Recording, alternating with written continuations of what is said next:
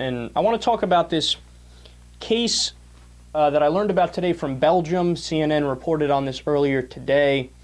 There are two deaf twin brothers that their doctor realized they were also going blind and would be unable to see each other.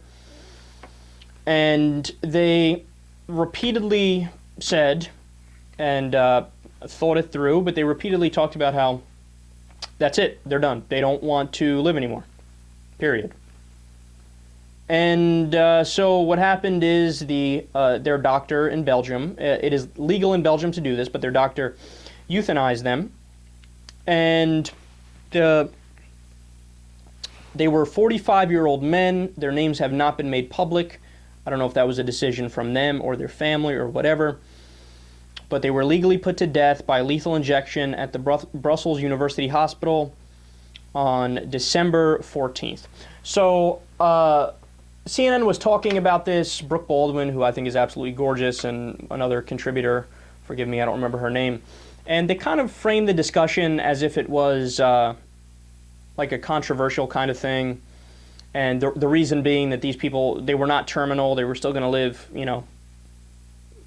by all accounts, much longer than the age of 45. There was no other, problems associated with being deaf and blind in terms of further physical problems.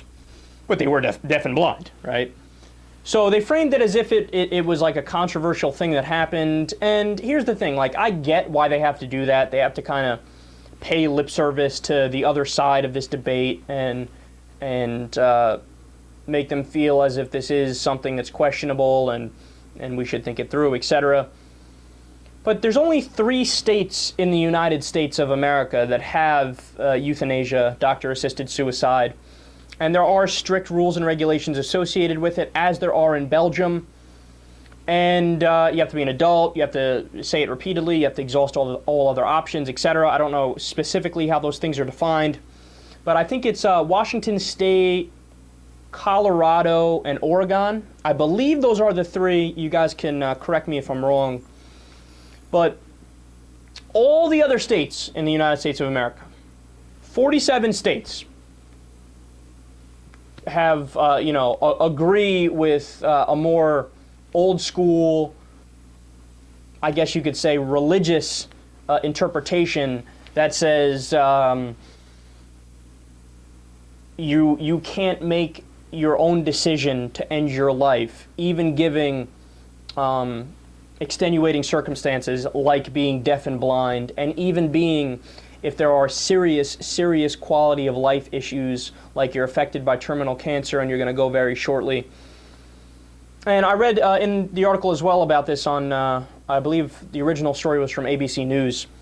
There's been something like 1,000 since 2011, 1,000 cases of euthanasia in Belgium. Most of the cases, the overwhelming majority of cases, were people with terminal cancer that had horrible quality of life, and they had made the decision to go ahead and end it. And look, some people might disagree with me on this, and that's fine. It's called America. Welcome to it, right? But the thing is, I don't even think this is a controversial issue. I don't even think this is really a debatable issue, to tell you the truth. If somebody determines that their quality of life is horrible, if somebody determines that they feel as if they have no further reason to live and they want to end their own life, and they want to do it in a humane way, as if to not have to, turn their car on in their garage and inhale the fumes, or shoot yourself in the head, leaving your family devastated.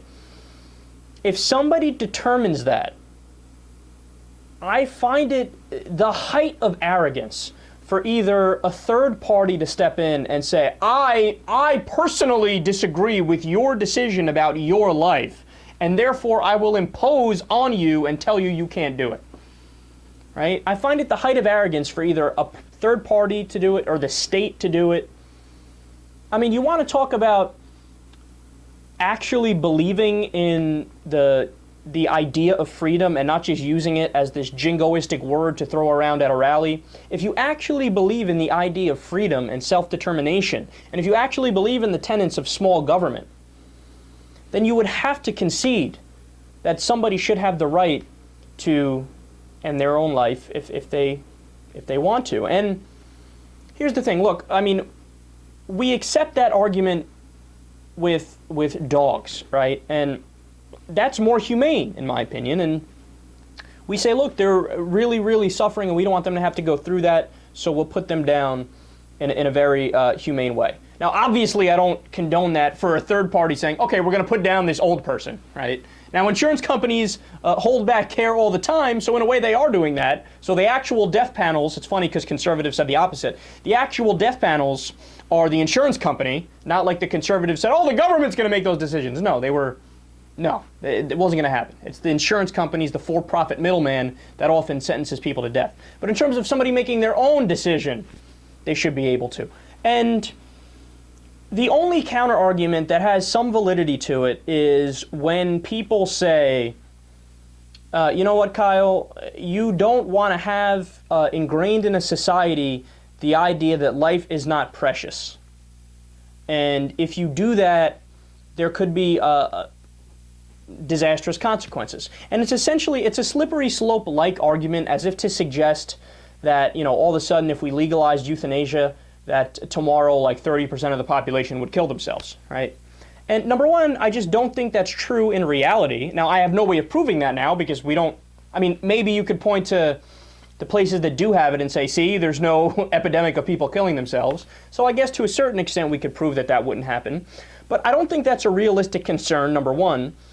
And number two, you could set up benchmarks to not allow things like that. So you could say, you know, well, you need to be an adult to make the decision. Children below a certain age can't make that decision because they, you know, the same way that they can't make decisions for sex. They haven't fully developed, their minds aren't fully functioning yet, and they have a ways to go before they can make their own decisions. So you could have rules and regulations and restrictions. You could even go as far as to say, here are the diagnostic criteria you have to meet. It needs to be either a terminal illness or it has to be something that affects quality of life to this degree or to this standard.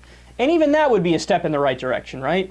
So I don't want to go into all the specifics and the details as to crafting like a bill on air here about what makes sense with euthanasia and what doesn't. But here's what I do know. What I do know is that not only does it not sit with me right viscerally, right? I think it is quite clearly immoral and unethical. And whatever phraseology you want to use to say it's flat out wrong. For somebody to step in and let's say hypothetically I end up having terminal cancer, I got 5 months left to live, you know, I can't make it to the bathroom, I need somebody to change me all the time, I'm so utterly miserable, you know, nobody wants to be around me, my family's gone out of the picture, whatever, right? You could come up with some kind of hypothetical scenario that actually has happened in real life, right? To think that I couldn't, in the safety and comfort of a hospital, make the rational decision, assuming all other avenues are exhausted, to give myself a lethal dose of morphine or have a doctor do it, to think that is not within the confines of what constitutes liberty and freedom and justice and morality is silly and childish, to say the least. And it's also selfish and tragically comical. So how's that for clarity? Am I clear enough on this?